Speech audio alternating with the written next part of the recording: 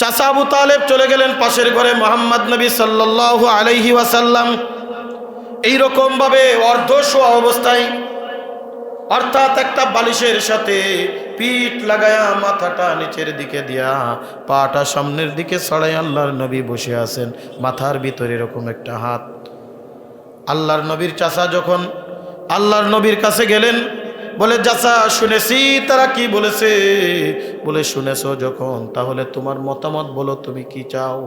আল্লাহর নবী সাল্লাল্লাহু আলাইহি ওয়াসাল্লাম মাথা নিচের দিকে দিয়ে ডাক দে বলে, চাচা আপনি জানেন না, আপনি জানেন না, আমি যদি অর্থ চাইতাম আল্লাহ পাক রব্বুল আলামিন উহুদ পাহাড় আমার জন্য স্বর্ণ করে দিত। আমি যদি ক্ষমতা চাইতাম পুরা পৃথিবীর ক্ষমতা আমার হাতে দিয়া দিত। আমি যদি নারী চাইতাম, আরে দুনিয়ার নারী না, আসমান থেকে হুর আমার জন্য আল্লাহ নামায়া দিত। আমি ক্ষমতা চাই না, আমি অর্থ চাই না, আমি নারী চাই না, বাড়ি চাই না, আমি চাই চাচা আপনি সহ যারা এসেছে আপনারা পড়ে নেন লা ইলাহা ইল্লাল্লাহু মুহাম্মাদুর রাসূলুল্লাহ। চাচা বলে, ভাতিজা এটা তো সম্ভব না, দেখি তাদেরকে বলি। সব চলে গেছে, আল্লাহর নবীর বিরুদ্ধে ষড়যন্ত্র শুরু করে দিল, হত্যার ষড়যন্ত্র শুরু করলো, নবীকে হত্যা করে দিতে হবে। আল্লাহর নবী দেখলেন মক্কার মানুষের আল্লাহর নবীর কথা শুনে না। আল্লাহর নবী তায়েফের জমিনে 4 বছর পর্যন্ত মা হালিমাতুস সাদিয়ার বুকের দুগ্ধ পান করেছেন। 2 বছর এমনি থেকেছিলেন। মনে করলেন ছোট্ট কালামি সেখানে থেকেছি, ওই এলাকার মানুষ মনে হয় আমার কালেমার দাওয়াত নেবে। আমার নবী যখন কালেমার দাওয়াত দেওয়ার জন্যে রাস্তা দিয়ে বাইর হতেন, মক্কার দুষ্টু ছেলেরা আমার নবীর উপরে নির্যাতন শুরু করত, পাথর নিক্ষেপ করত, গালিগালাজ করত, পথে কাটা কাটা বিছায়া রাখত। আমার নবীকে দেখলেই গালিগালাজ করত, অপমান অপদস্থ করত। আমার নবী কোনো কিছুই তোয়াক্কা করে নাই, আর বলে বেড়াতো কুলু লা ইলাহা ইল্লাল্লাহু তুফলিহুন, কুলু লা ইলাহা ইল্লাল্লাহু তুফলিহুন। আমার নবী তায়েফের ময়দানে কালেমার দাওয়াত দিচ্ছেন। তায়েফের কাফিরেরা ক্ষিপ্ত হয়ে গেল। তায়েফের দুষ্ট যুবকদেরকে একত্রিত করা হলো। বলো, যে কয়জন নবী মুহাম্মদকে আঘাত করতে পারবে প্রত্যেকটা আঘাতের পরিবর্তে একটা করে স্বর্ণ মুদ্রা দান করা হবে। ইন্নাল্লাহা লা ইয়াহদিল কওমাল কাফিরিন।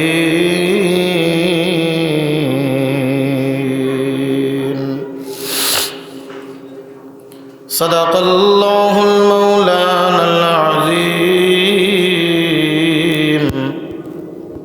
ওয়া সাদাকা রাসূলুহুন নাবিয়্যুল কারীম ওয়া নাহনু আলা যালিকা মিনাশ শাহিদিন ওয়াশ শাকিরিন والحمد لله رب العالمين।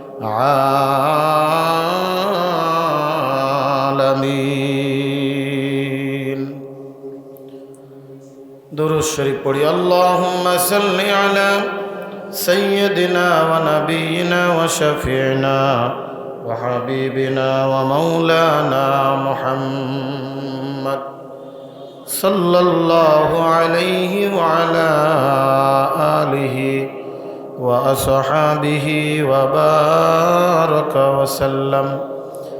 اللهم صل على سيدنا ونبينا وشفيعنا وحبيبنا ومولانا محمد صلى الله عليه وعلى آله وأصحابه وبارك وسلم. بلغ العلا بكماله كشف الدجى بجماله حسنت جميع خصاله सल्लु अलैहि व आलिहि। फुल फुल नहीं है जिस फूल में बू नहीं,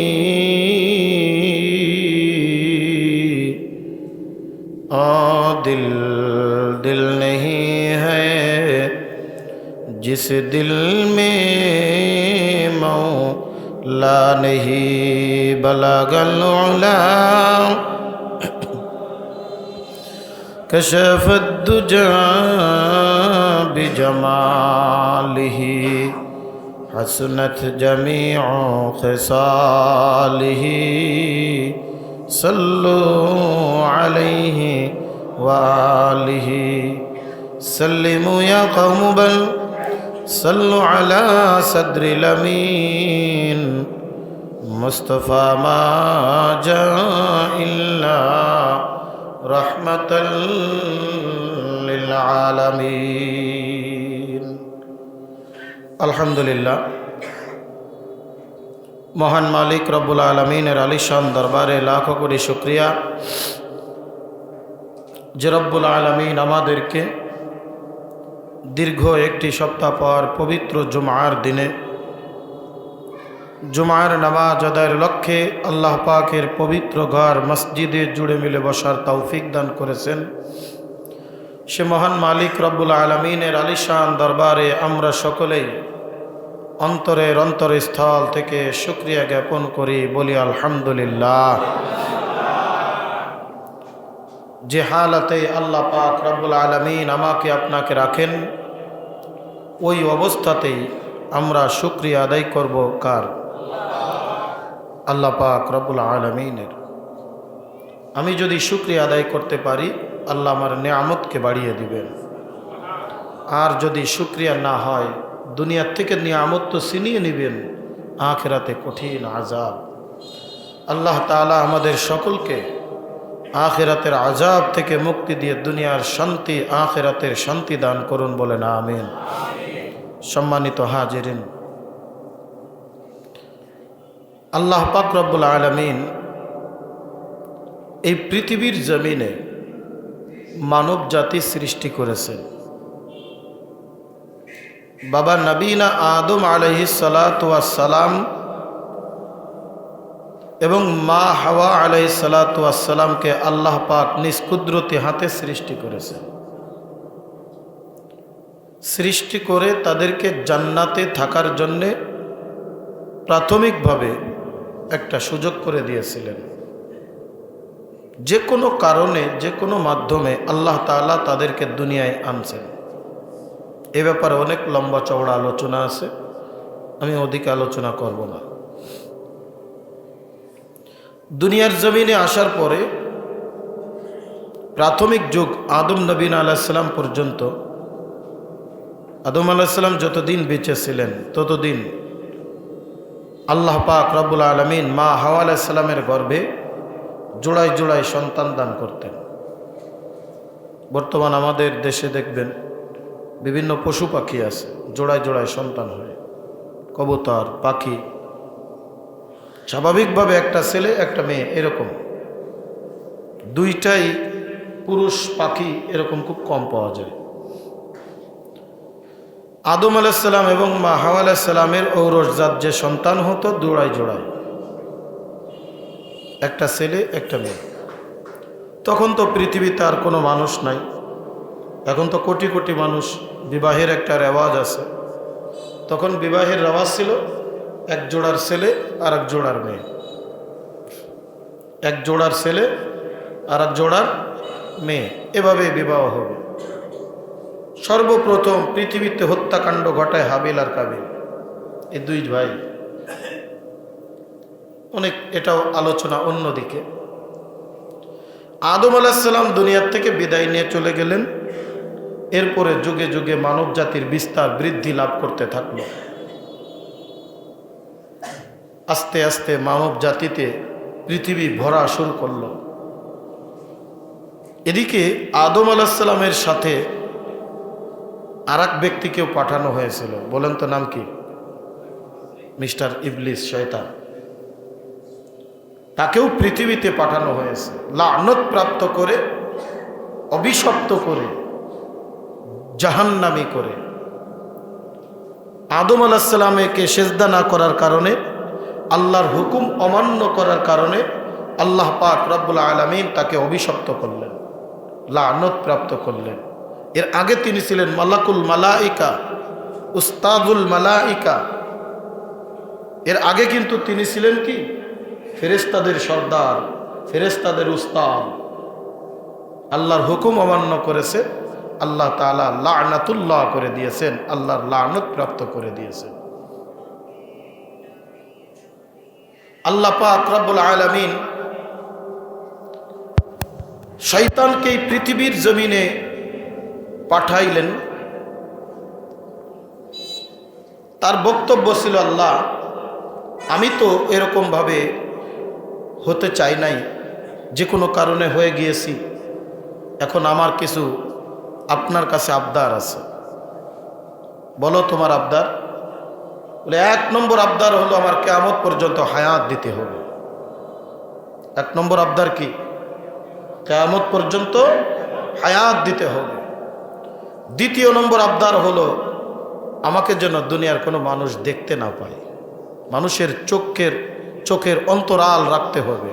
কারণ আজকে যদি আপনারা শয়তান দেখতেন, একটারও আস্ত রাখতেন, হ্যাঁ, সব কয়টারা পিটায় পুটায় মারিয়ে ধরিয়ে যা করা দরকার তাই করতাম। কারণ ভাবে বোঝা যায় সাধারণ একটা চোর রাস্তায় ধরা পড়লে যে মাইর খায়, শয়তান যদি সামনে বাধ্য, তাহলে তো মনে হয় না একটারও আস্ত রাখা যাইত। শয়তান বলে, না আল্লাহ আমাকে মানুষের চোখের অন্তরাল রাখতে হবে, মানুষ যেন আমাকে দেখতে না পায়, কিন্তু আমি সবাইকে দেখতে পাবো। আল্লাহ কয়, যা, মঞ্জুর করলাম। শয়তান এবার ডাক দিয়ে বলতেছে, আল্লাহ 3 নম্বর আমার আবদার হলো মানুষের প্রত্যেকটা শাহরগ, প্রত্যেকটা রগের ভিতরে আমি যেন প্রবেশ করতে পারি, এই অবস্থা আমাকে তৈরি করে দিতে হবে। আল্লাহ বললেন, কেন? এর আগে যা চাইছিস তা তো তোর জন্য চাইলি, আর মানুষের ভিতরে ঢুকবি কেন? আল্লাহ, আমি তার কলবের ভিতরে বসে আমি তাকে ওয়াসওয়াসা দেব, ধোঁকা দেব, আমি তাকে আমার মতো করে ফেলবো। আল্লাহ তাআলা বললেন, তুমি পারবা, কিন্তু ইল্লাল মুখলিসিন, মুখলিস বান্দা, ইমানদার বান্দা, আমার প্রিয় বান্দাদেরকে হাজার ধোঁকা দিবা, ও আবার ফিরে চলে আসবে আমার কাছে। জোরে কান সুবহানাল্লাহ। একটা মায়ের সন্তান যতই ধোঁকা দিয়ে অন্যের মেয়ে নিয়ে চলে যাক, শেষ পর্যন্ত কিন্তু মায়ের কাছে ফিরে যায়। কথা ঠিক না? রক্তের টান, বলে এটা ইমানদার ব্যক্তির রক্তের একটা টান। তুমি নিয়ে গুনাহ করাইতে করাইতে করাইতে করাইতে তুমি একবার শেষ করে ফেলাবা, দেখবে একদিন বুঝে আসবে, ও ডাকবে, আল্লাহ তুমি আমাকে ক্ষমা করে দাও, তুমি আমাকে মাফ করে দাও। রব্বানা যালামনা আনফুসানা ওয়া ইল্লাম তাগফির লানা ওয়া তারহামনা লানাকুনান্না মিনাল খাসিরিন। একদিন না একদিন আমার কাছে বলবে, আল্লাহ আমি গুনাহ করে ফেলেছি, অন্যায় করে ফেলেছি, আমাকে আপনি ক্ষমা করে দেন।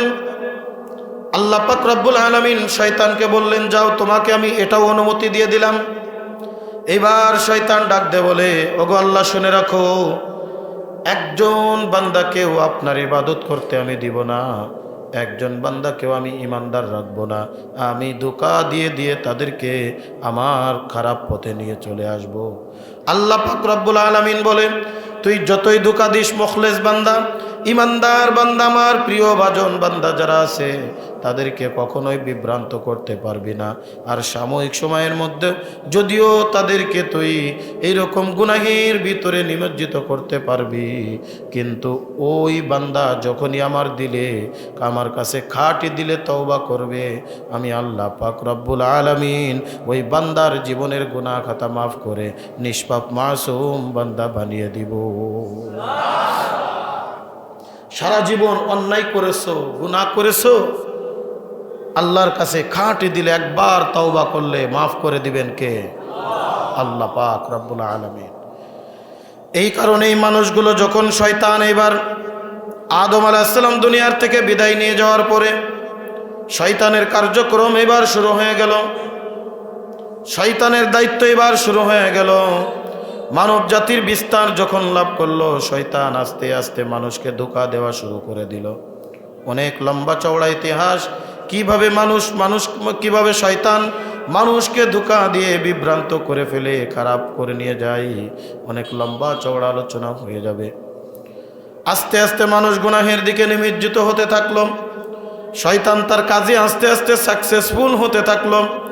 আল্লাহ পাক রব্বুল আলামিন এবার তার মোকাবেলায় তার প্রিয় বান্দা, যাদেরকে এই তার বান্দাদের মধ্য থেকে মনোনীত করে রাখছিলেন, যাদেরকে বলা হয় নবী বা রাসূল, তাদেরকে আস্তে আস্তে ধাপে ধাপে পাঠানো শুরু করে দিলেন।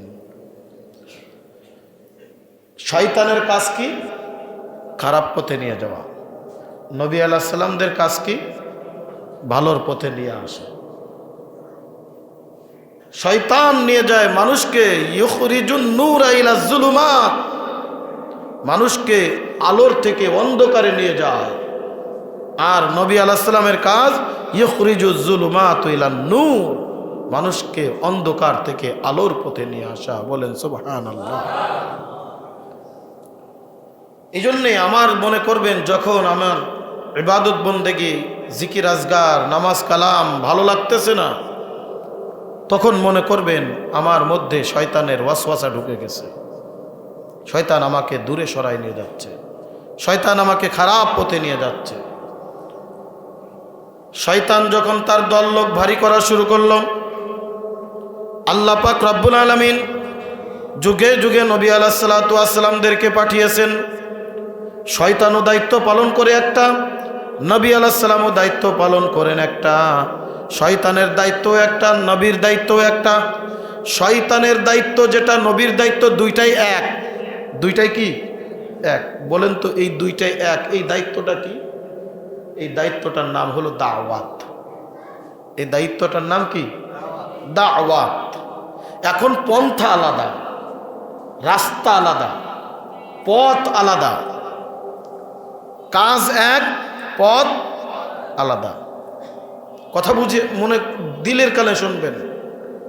শয়তানের দায়িত্ব, শয়তানের কাজ, নবী আলাইহিস সালামদের কাজের নাম এক, পথ আলাদা।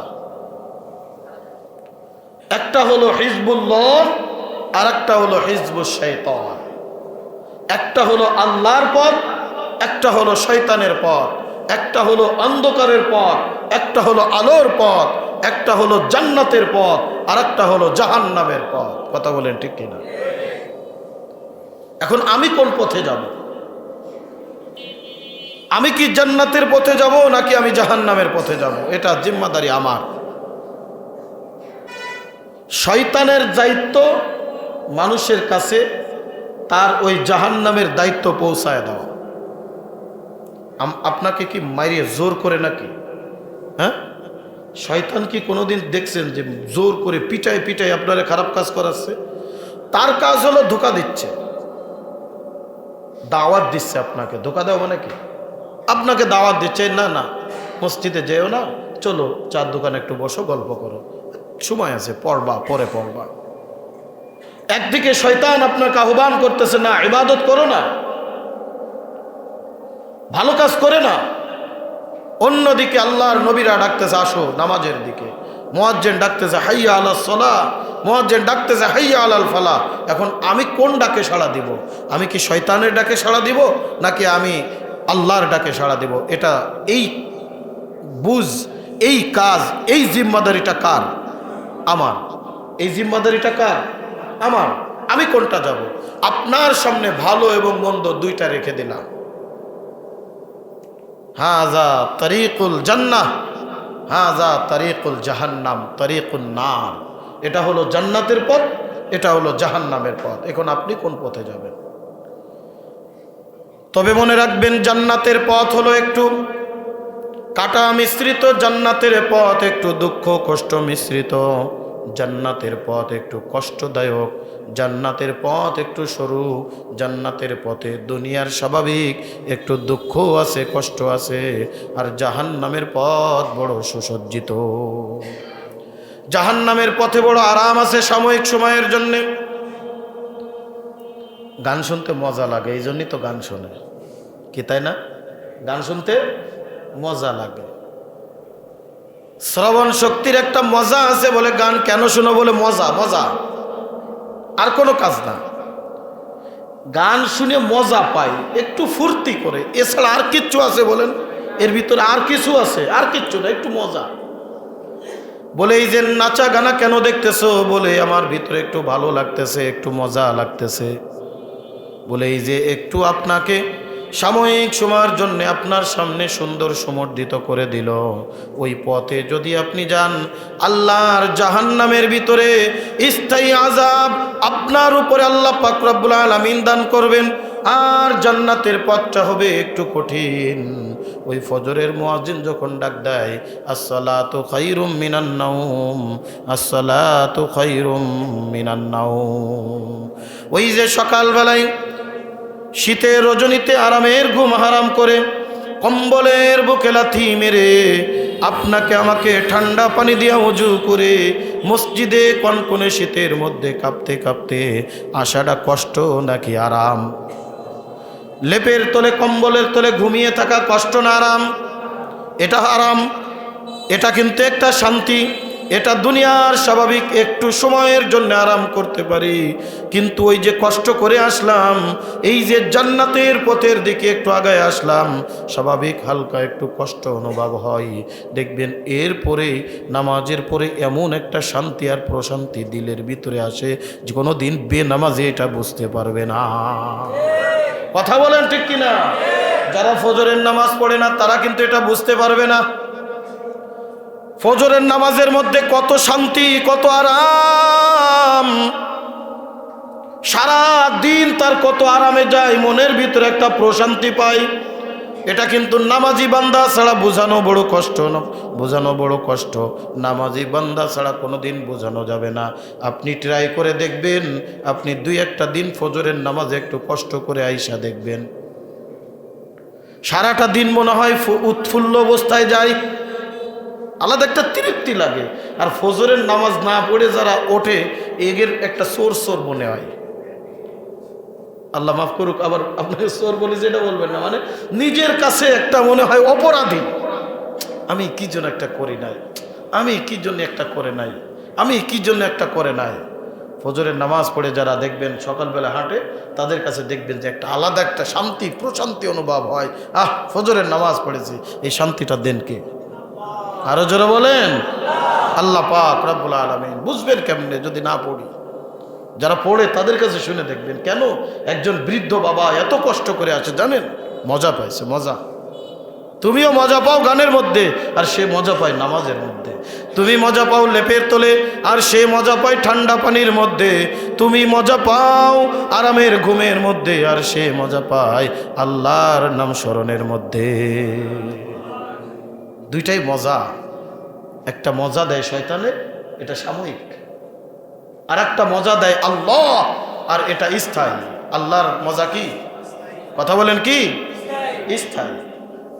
আর শয়তানের মজা ক্ষণস্থায়ী, ওই অল্প একটু, একটু পরেই দেখবেন আবার অশান্তি শুরু হয়ে যাবে। আল্লাহ তাআলা আমাদের সকলকে আল্লাহর খাঁটি বান্দা হিসেবে কবুল আর মঞ্জুর করেন, বলেন আমিন।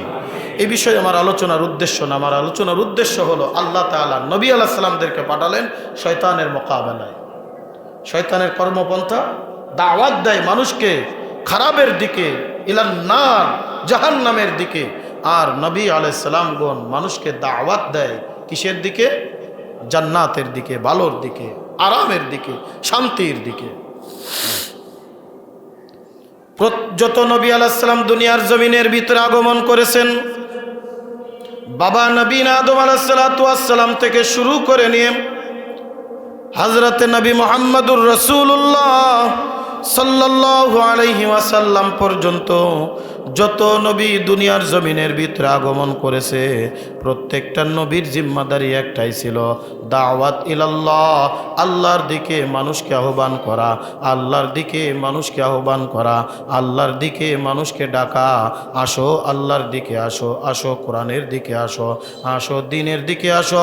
প্রত্যেক নবীর জিম্মাদারি ছিল, আসো তোমরা কোরআনের দ্বীনের পথে, ইসলামের পথে, শান্তির পথে, একত্ববাদের পথে, আল্লাহর পথে। যত নবী দুনিয়ার ভিতরে আগমন করেছেন প্রত্যেকটা নবীর কমন একটা দাওয়াত ছিল, লা ইলাহা ইল্লাল্লাহ। পরের টুকু একটু আলাদা আলাদা হয়েছে, কিন্তু প্রথম মিসরা যেটা লা ইলাহা ইল্লাল্লাহ, এটা নবী মুসার একই দাওয়াত ছিল, নবী ঈসার একই দাওয়াত ছিল, নবী ইব্রাহিমের একই দাওয়াত ছিল, নবী নূহের একই দাওয়াত ছিল, নবী ইদ্রিসের একই দাওয়াত ছিল। প্রত্যেক নবীর একটাই বা কালেমা ছিল, লা ইলাহা ইল্লাল্লাহ। আমাদের নবীর দাওয়াত কি? লা ইলাহা। আল্লাহর নবী মুসা আলাইহিস সালাতু ওয়াস সালাম আল্লাহর কাছে একদিন ডাক দিয়ে বলে, রব্বুল আলামিন আমাকে এমন একটা কালেমা শিক্ষা দেন, আমাকে এমন একটা কথা শিক্ষা দেন যে কালেমার উপরে আমল করলে আমি আপনার স্পেশাল হয়ে যাব, আমি আপনার কাছের হয়ে যাব, যেই কালেমা আপনি আর কাউরে দেন নাই, যেই কালেমার খবর আর কেউ জানে না। আল্লাহ পাক রব্বুল আলামিন ডাক দিয়ে বলে, মুসা কুলু লা ইলাহা ইল্লাল্লাহ, তুমি বলো কি? লা ইলাহা। বলে আল্লাহ তো সবাই জানে, আদম নবীর থেকে শুরু করে আমি পর্যন্ত সব একই দাওয়াত দেয়। এর থেকে ভালো, এর থেকে উত্তম, এর থেকে প্রিয় আর কোনো কালেমা পৃথিবীতে নাই। যদি কোন আল্লাহু আকবার। লা ইলাহা ইল্লাল্লাহ তামলাউল মিজান, মিজানকে ভারী করে দেয়, মিজানকে ভারী করে দেয়। কালেমার এই লা ইলাহা ইল্লাল্লাহর মান কত জানেন? আল্লাহু আকবার। সারা পৃথিবীতে মিজানের এক পাল্লাই রাখবেন, আর এই কালেমার টুকরাটা এক পাল্লায় রাখবেন, এই কালেমার পাল্লা ভারী হয়ে যাবে। বলেন সুবহানাল্লাহ। এই জন্যে যখনই সময় পাবো মাওলার জিকির করব, বিশেষ করে কালেমা পড়ব, লা ইলাহা ইল্লাল্লাহ, লা ইলাহা ইল্লাল্লাহ। আল্লাহর নবী বলেন, যে ব্যক্তি ৭০,০০০ বার লা ইলাহা ইল্লাল্লাহ পাঠ করে আর এই ৭০,০০০ কালেমার সব রেসানি যদি কোনো বেগুনাহগার, কোনো কবরবাসীদের উপরে যদি সব রেসানি করে দেয়, আল্লাহ পাক রব্বুল আলামিন পাহাড় সম পরিমাণ গুনাহ থাকলেও মাফ করে নিশ্চিত আল্লাহর জান্নাত দান করে দিবে। এই জন্যে হাতে তাসবিহ থাকবে, প্রতিদিন বান্ধে নেবেন ১০০ বার, ২০০ বার, ৫০০ বার আমি আমল করব, লা ইলাহা ইল্লাল্লাহ, লা ইলাহা ইল্লাল্লাহ। কলেমা আদায় করলে আল্লাহ কলব পরিষ্কার করে দেয়, কলব পরিষ্কার করে দেয়। এই জন্য দুনিয়ার মধ্যে যত নবী আগমন করেছে প্রত্যেকটা নবীর জিম্মাদারি ছিল যে বড় মানুষকে দ্বীনের দিকে আহ্বান করা, মানুষকে দ্বীনের পথে আহ্বান করা, মানুষকে আল্লাহর দিকে আহ্বান করা। আমার আপনার নবী সরওয়ারে কায়নাত দো জাহানের বাচ্চা জনাবে মুহাম্মদুর রাসূলুল্লাহ সাল্লাল্লাহু আলাইহি ওয়াসাল্লামকে আল্লাহ পাক রব্বুল আলামিন আল্লাহর নবীকে উদ্দেশ্য করে বলতেছেন। কুরআনুল কারীমের ১২০ নম্বর পৃষ্ঠা, ৬ নম্বর পারার ১৮ নম্বর পৃষ্ঠা, সূরাতুল মায়েদা, সূরাতুল মায়েদার ৬৭ নম্বর আয়াতের মধ্যে আল্লাহ পাক রব্বুল আলামিন বলেন, ইয়া আইয়ুহার রাসূলু বাল্লিগ মা উনজিলা ইলাইকা মির রাব্বিকা ওয়া ইন লাম তাফআল ফালা বাল্লাগতা রিসালাতাহু। হে রাসূল, ইয়া আইয়ুহার রাসূল, হে রাসূল, বাল্লিগ মা উনজিলা ইলাইকা, আপনার উপরে আমি যেটা নাজিল করেছি এটা তুমি মানুষের মাঝে পৌঁছায়া দাও, এটা মানুষের মাঝে তাবলীগ করো, মানুষের মাঝে তুমি দাওয়াতি কার্যক্রম পরিচালনা করো। বন্ধুরে মনে রাখবেন, আমার নবী যতদিন পর্যন্ত তিনি ওহী নাজিল তার উপরে হয় নাই, নবুয়াত প্রাপ্তি হয় নাই, মক্কার সকল কাফেরেরা আমার নবীকে বড্ড মহব্বত করতেন আর ভালোবাসতেন, আলামিন বলে স্বীকার করতেন। কোনো কাজ যদি কোনো ব্যক্তি করতে যাইতো আগে নবী মুহাম্মদকে নিয়ে যাইতেন। সুবহানাল্লাহ। মনে করেন আমরা কোনো কাজ, ভালো কাজ করতে গেলে উদ্বোধন করি মসজিদের ইমাম সাহেবরে নিয়ে না, ইমাম সাহেব বা কোনো হুজুর নিয়ে যায়, হুজুর একটা ঘর করব, ঘরের এরকম কি আমি নতুন একটু করেন, কাজের উদ্বোধনটা করেন। ভালো একজন ব্যক্তিকে নিয়ে, দিনদার একজন ব্যক্তিকে নিয়ে, আল্লাহর একজন খাঁটি ব্যক্তিকে নিয়ে আমরা ওই কাজের উদ্বোধনটা করাই, ঘরের কাজ, বিভিন্ন কাজকর্মের কার্যক্রম শুরু করি ভালো একজন ব্যক্তিকে নিয়ে। কথা বলেন ঠিক কি ঠিক না? মক্কার যত কাফিররা ছিল আল্লাহর নবীকে এত মহব্বত করতেন, ভালোবাসতেন। যখন কোনো কাজ করতো আগে মুহাম্মদ রে ডেকে নিয়ে আসো, মুহাম্মদ বিন আব্দুল্লাহ। এ কারণে আল্লাহর নবীকে মক্কার কাফিররা পর্যন্ত আলা আমিন বলে স্বীকৃতি দিয়েছিল। কিতাবের ভিতরে এরকম ঘটনা লেখে, মক্কার জাহিলিয়াতের সময় যখন কোনো মানুষ সফরের উদ্দেশ্যে বাইর হতো, তাদের যদি কোনো বড় কোনো গচ্ছিত মাল সামানা থাকতো, নিজের বাবার কাছে সেটা গচ্ছিত রাখতো না, নিজের ভাইয়ের কাছেও দিত না, সন্তানের কাছেও দিত না। বিশ্বাস করতো সবাই আল্লাহর নবীকে, নবী মুহাম্মাদের কাছে সেগুলি দিয়ে যাইতেন। বলতেন আমরা বিশ্বাস করি মুহাম্মদ বিন আব্দুল্লাহ জীবন দিবে, আমাদের মালের জাররা পরিমাণ কোনো খেয়ানত করবে না, এত বিশ্বাস করতেন। কিন্তু এই নবী যখন কালেমার দাওয়াত দেয়, এই মানুষগুলো আস্তে আস্তে দূরে সরা শুরু করে। কালেমার দাওয়াত শুরু হয়ে গেল। আল্লাহ পাক রব্বুল আলামিন ডাক দিয়ে বলেন, আমার নবী উম্মা হাবিব, কু আনফুসাকুম ওয়া আহলিকুম নারা, পরিবার পরিজনদেরকে আগে কালেমার দাওয়াত দাও, দ্বীনের দাওয়াত দাও, ইসলামের দাওয়াত দাও। আল্লাহর নবী চলে গেলেন পাহাড়ের চূড়ায়, আগুন ধরিয়ে দিলেন পাহাড়ের চূড়ার উপরে। বর্তমান তো মানুষকে ডাকার জন্য, আহ্বান করার জন্য, একত্রিত করার জন্য মাইকিং সিস্টেম ব্যবহার করা হয়, সাউন্ড সিস্টেম ব্যবহার করা হয়। ওই সময় তো এরকম কোনো ব্যবস্থাপনা ছিল না। যদি বিপদ আপদ মুসিবতে মানুষকে একত্রিত করার প্রয়োজন হইতো, তাহলে ওই সময় একটা নিয়ম ছিল, পাহাড়ের চূড়ায় যদি কেউ আগুন ধরিয়ে আহ্বান করত, মানুষ সেখানে জড়ো হয়ে যেত। আল্লাহর নবী পাহাড়ের চূড়ার উপরে আগুন ধরালেন। আস্তে আস্তে গোষ্ঠীর লোকজন, মক্কার সমস্ত লোকজন আস্তে আস্তে পাহাড়ের পদদেশে একত্রিত হওয়া শুরু হলো।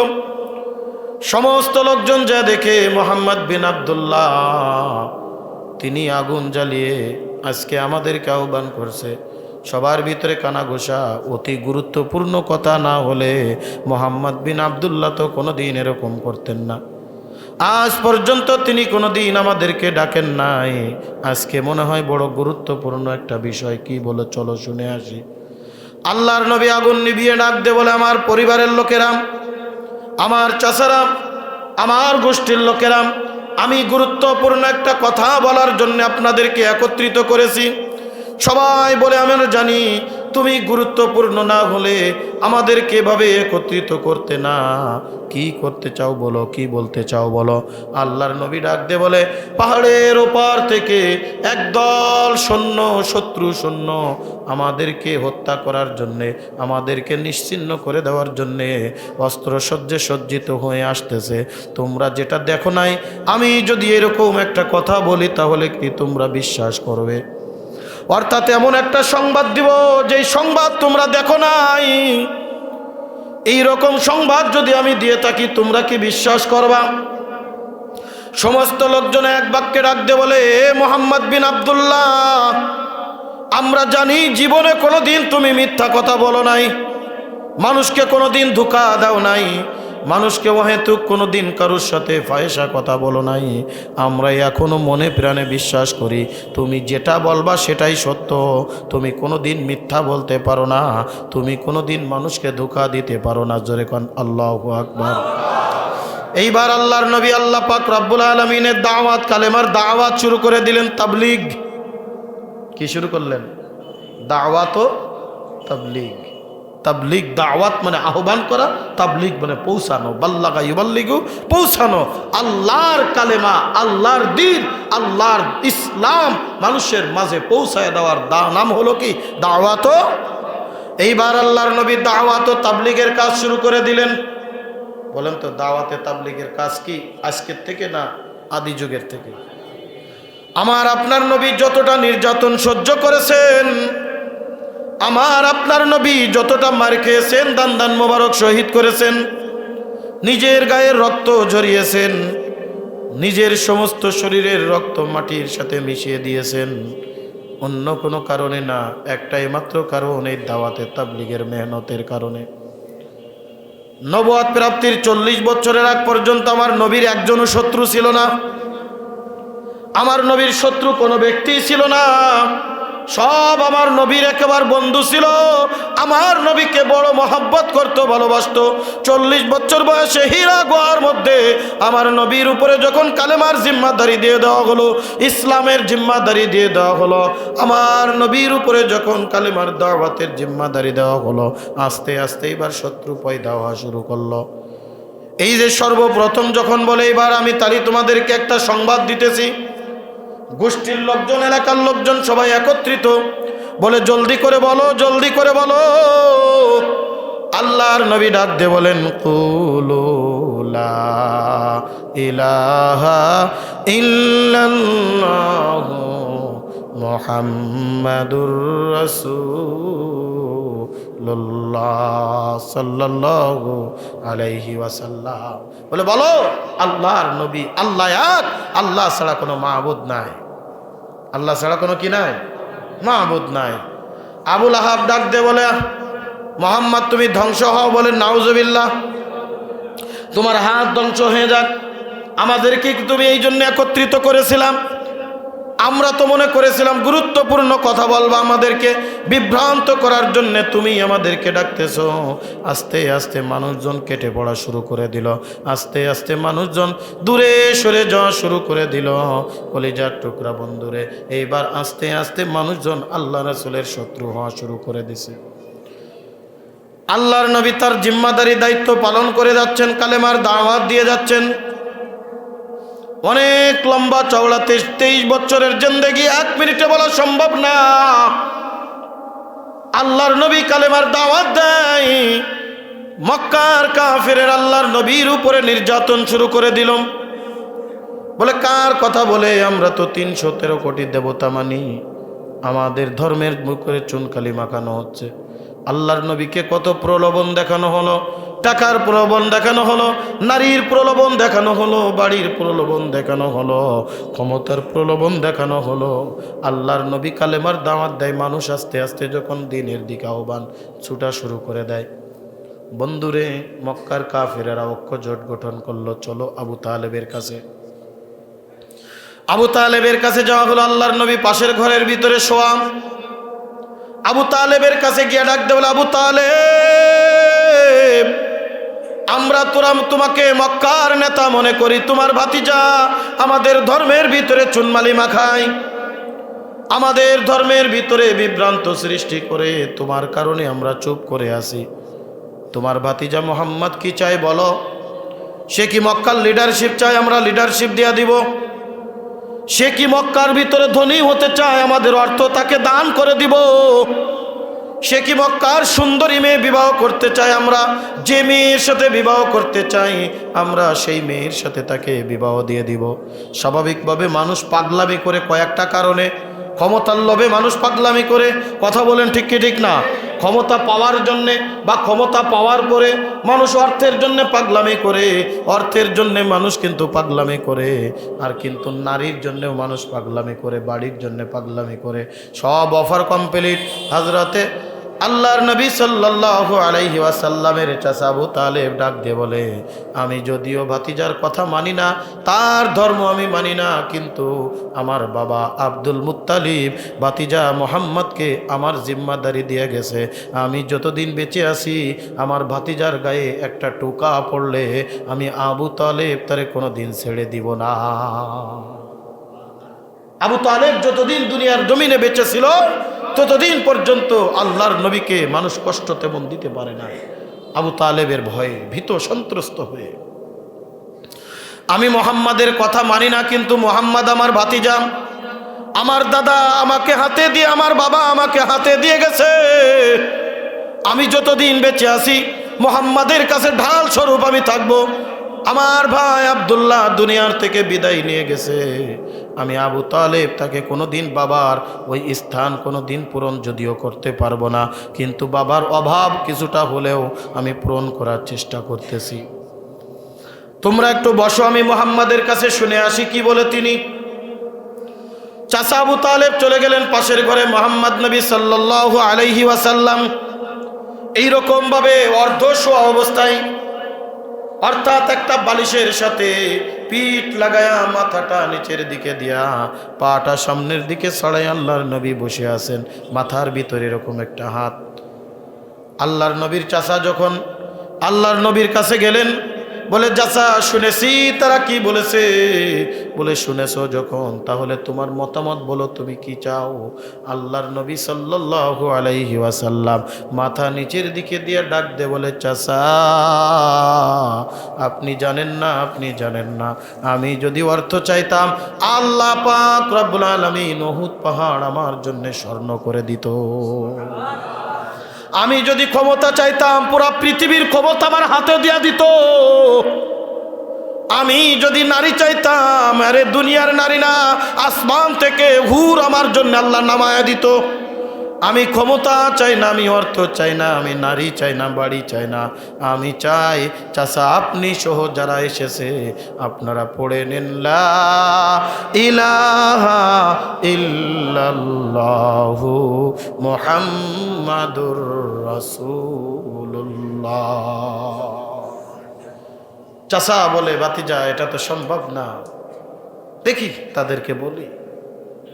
সব চলে গেছে, আল্লাহর নবীর বিরুদ্ধে ষড়যন্ত্র শুরু করে দিল, হত্যার ষড়যন্ত্র শুরু করলো, নবীকে হত্যা করে দিতে হবে। আল্লাহর নবী দেখলেন মক্কার মানুষের আল্লাহর নবীর কথা শুনে না। আল্লাহর নবী তায়েফের জমিনে 4 বছর পর্যন্ত মা হালিমাতুস সাদিয়ার বুকের দুগ্ধ পান করেছেন। 2 বছর এমনি থেকেছিলেন। মনে করলেন ছোট্ট কালামি সেখানে থেকেছি, ওই এলাকার মানুষ মনে হয় আমার কালেমার দাওয়াত নেবে।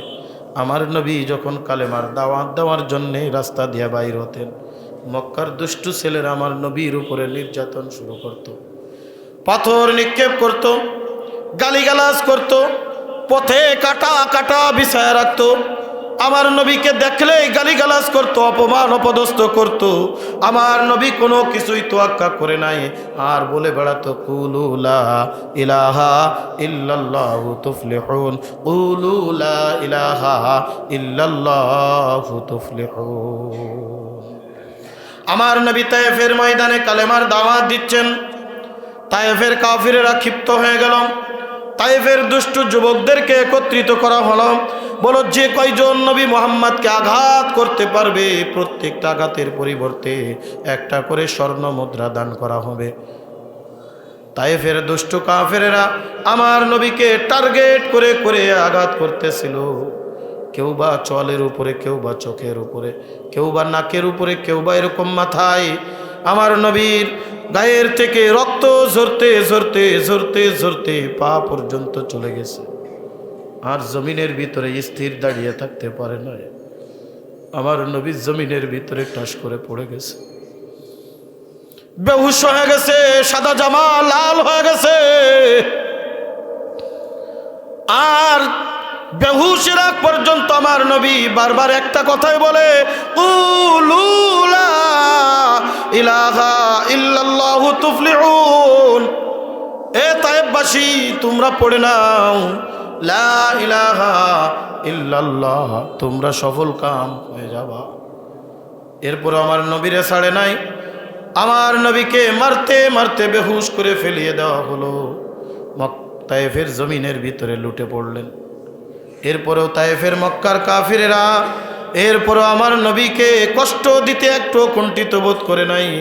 পাথর নিক্ষেপ করতেছিল, পাথরের স্তূপ জমা হয়ে গেছে, শরীরের উপরে পাথরের স্তূপ জমা হয়ে গেছে।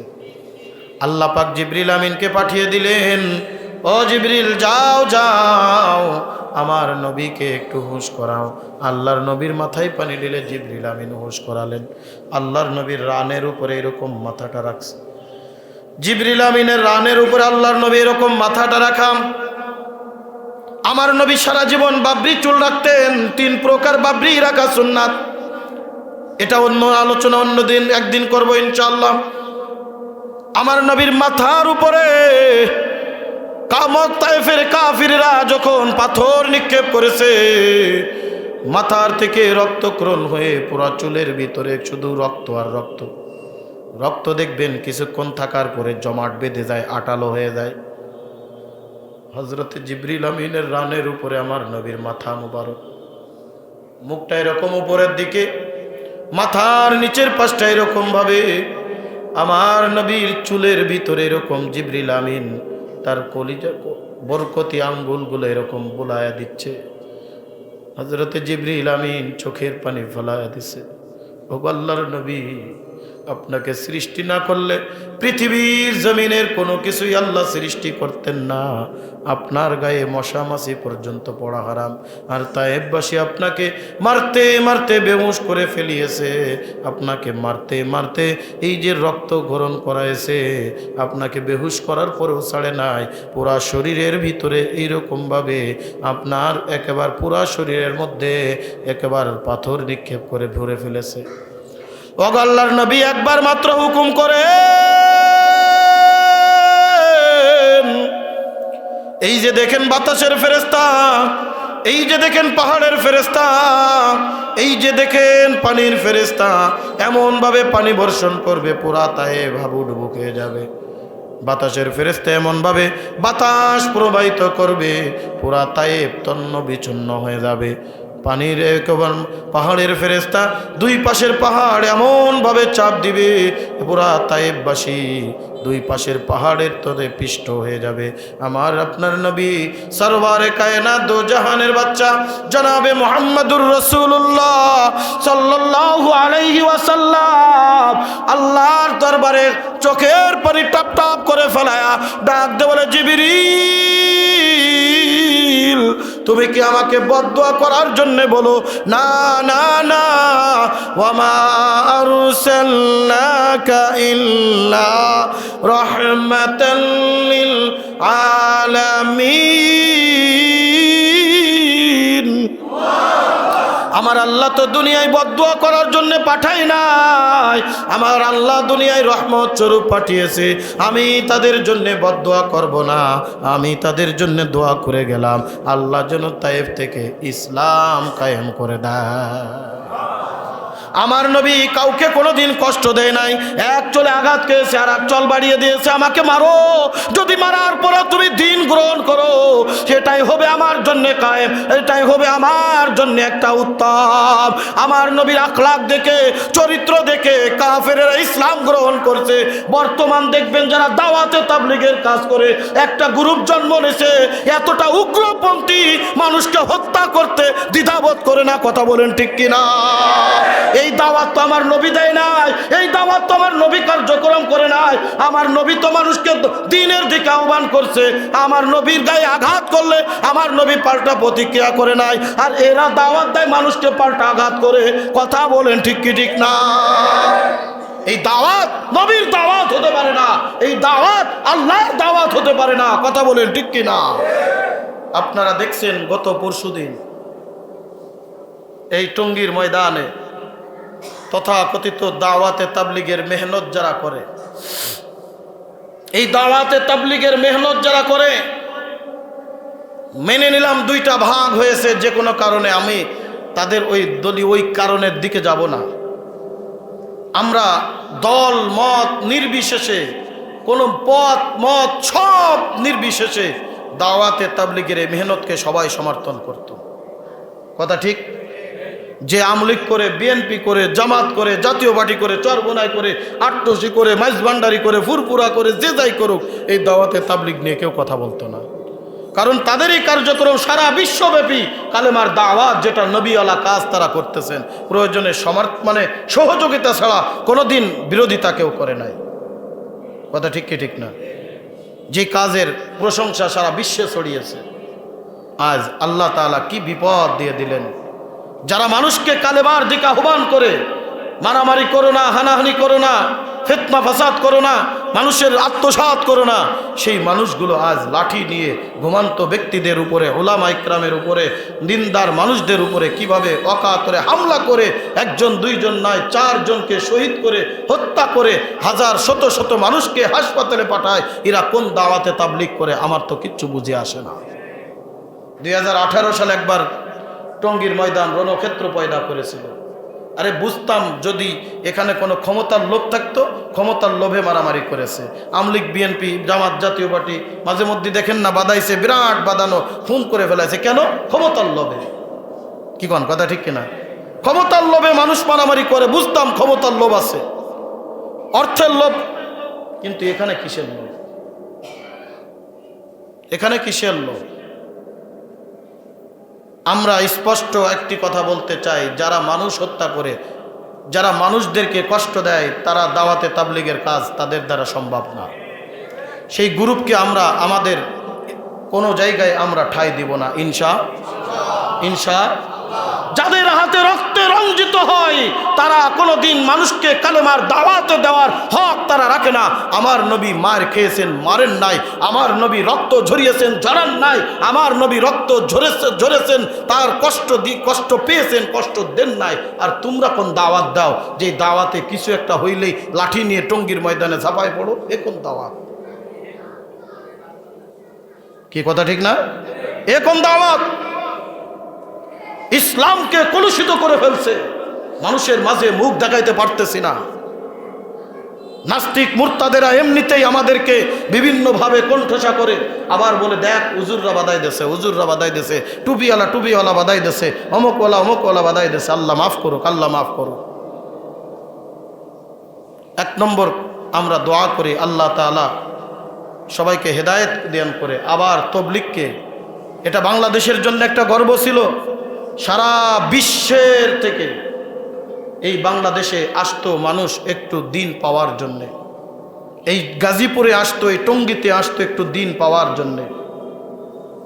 সেটাকে ডিভাইডেড করা হলো, 2 পর্বে করা হচ্ছিল। যাক করক 2 পর্ব চলতে থাক, তারপরে দাওয়াত চলতেছে, তো তারপরে তো দিন চলতেছে। কিন্তু কেডা আগে করবে কেডা পরে করবে? আরে ভাই, এখানে আগে পরে কি? আগে পড়লে সব বেশি, পরে করলে সব কম, এরকম কিছু নাকি? আরে সারা জীবনে কোনোদিন বিশ্ব ইজতেমা করবো না, তাতে কি আমার গুনাহ হবে? কথা কয় না? নামাজ, কালাম, ইবাদত বন্দেগীর মতো ফরজ নাকি ওগুলা? সারা জীবনে কোনোদিন বিশ্ব ইজতেমায় কেউ যায় নাই, তাহলে কি তার ঈমান নাই? তাহলে আগে করতে হবে না পরে করতে হবে, এই নিয়ে মারামারি করে মানুষ হত্যা করলা। আর মানুষ হত্যা করে তুমি যে পাপ করলা, এর পাপের বোঝা তোমাকে কে নেবে? কেডা আগে করবে কেডা পরে করবে, এই নিয়ে বাদাই দিয়া একেবারে মানুষকে হত্যা করে। মানুষের কাছে ইসলাম কালেমার দাওয়াত এখন দিতে গেলে, কথা বলতে গেলে হুজুর বাদ দেন, নিজেরাই মারামারি করে খুনোখুনি করে কুল পাচ্ছেন না, আমাদের কখন বলবেন? এই দিন, এই ইসলাম তো আল্লাহর নবী আনেন নাই। আমার নবী দিন শিক্ষা দিয়ে গিয়েছেন, না তোমার এক গালে যদি চড় দেয় আর একটা গাল আগিয়ে দাও, দেখবা তোমার জন্য মানুষ পাগল হয়ে যাবে। এই জন্য স্পষ্ট একটি কথা, এই তথাকথিত সাদিয়ানি গ্রুপ যারা আছে, মাওলানা সাদের উত্তরসূরি যারা, কালেমার দাওয়াত, এটা আল্লাহর কালেমার দাওয়াত দিব, কাউকে উত্তরসূরি বানিয়ে নয়, আমি আমার মতো করে দিব। দাওয়াত মানে কি? প্রচার করো। তার মানে এটা যে ওমকের অনুসরণ করে আমাকে যেতে হবে কেন? দাওয়াতের কার্যক্রম পরিচালনা করবে হযরতে উলামা ইকরাম। তাদের দিক নির্দেশনা অনুযায়ী আমরা পরিচালিত হয়ে আমাদের কার্যক্রম পরিচালনা করব। এই তথাকথিত সাদিয়ানি গ্রুপ 2018 সালে একবার এই টঙ্গীর ময়দানকে রণক্ষেত্র পয়দা করেছিল।